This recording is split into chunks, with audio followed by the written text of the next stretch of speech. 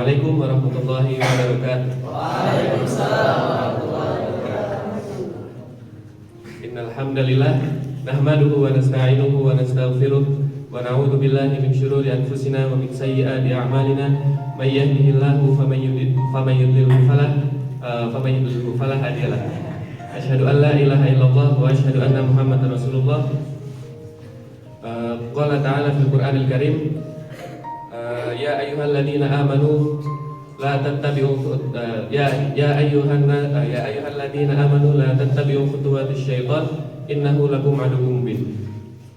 Wahai orang-orang yang beriman, janganlah kalian mengikuti jalan syaitan karena syaitan adalah musuh yang nyata bagi kamu.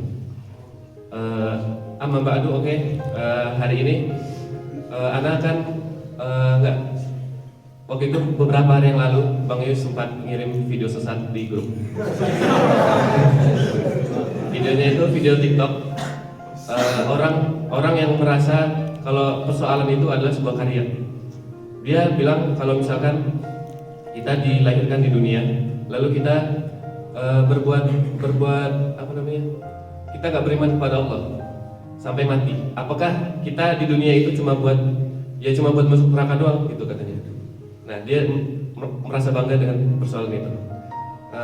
Dan Anda juga pernah mendengar sebuah persoalan juga yang serupa dari Pak Ci di kajian KR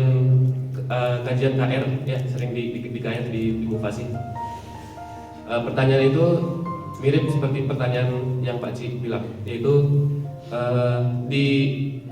persoalannya Anda bilang di surga itu telah ada nama-nama calon orang-orang yang akan menghuninya.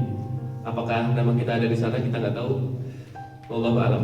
Nah, kalau misalkan nama kita ada di neraka, apakah takdir kita emang udah di neraka gitu? Nah, gimana jawabnya? Oke, di sini Anda cuma pengen ngasih jawaban yang Anda bisa. Maksudnya cuma kalau misalkan ada kejanggalan di dalam pikiran kita tentang persoalan ini, Anda pengen mau memuaskan, hanya sekedar memuaskan. Kalau misalkan benar atau enggaknya, Anda enggak menjamin 100%. Oke. Yang pertama, apakah ini ada 3 pertanyaan tentang yang bersangkutan dengan pertanyaan ini. Apakah itu qada dan qadar Allah? Apakah itu takdir Allah yang menetapkan kita seperti itu? Yang kedua, apakah kita, kalau misalkan nama kita udah ada di neraka, apakah Allah masih memberikan kita kesempatan?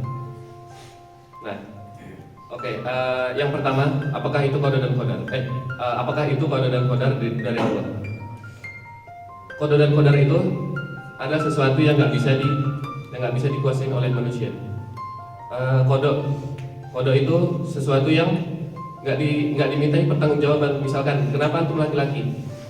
Kenapa antum seperti ini? Maksudnya ya yang udah ketetapan dari Allah, kita nggak bisa ngubah sesuatu itu. Tapi kalau qadar, kita juga nggak bisa menguasai itu. Tapi kita dimintai pertanggungjawaban. Bagaimana cara kamu mengatasinya?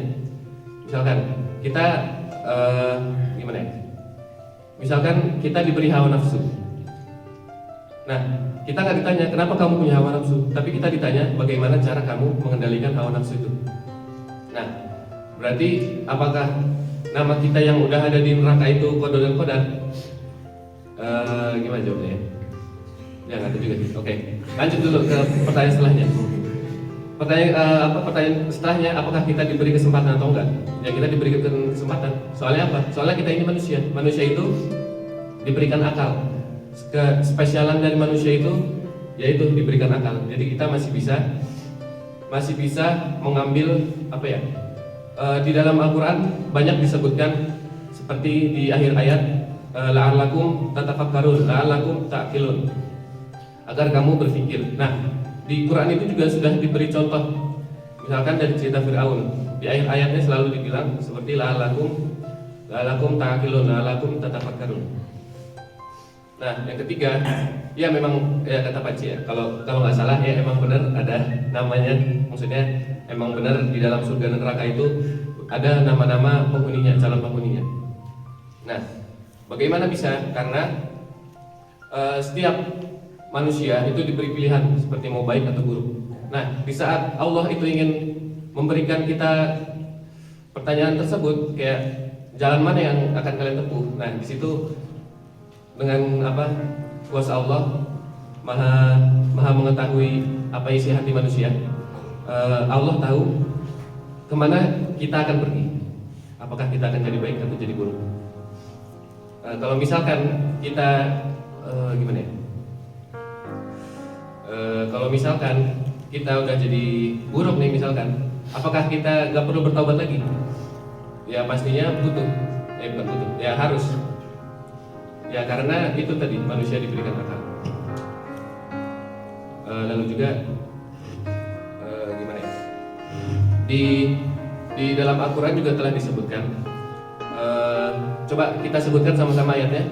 Kullu nafsin, bukan salah. Kullu nafsin bima kasabat rahina. Ya. Setiap diri manusia itu dengan apa yang mereka lakukan itu pasti ada balasannya. Maksudnya ar-rohina di sini artinya itu ar-roh, pegadaian. Pegadaian itu kalau nggak salah ini kan ya, tukar menukar gitu kan? Gimana? Ya pokoknya gitu. Kalau misalkan kita ingin yang baik, nah kalau misalkan kita ingin mendapat balasan yang baik di akhirat, maka kita harus berbuat yang baik juga di dunia. Lalu gimana lagi ya? Apakah sudah puas?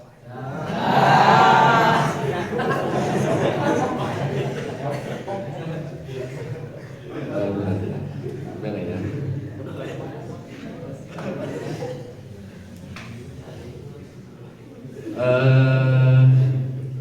Ya udahlah. Intinya manusia itu dikasih spesialis, yaitu akal.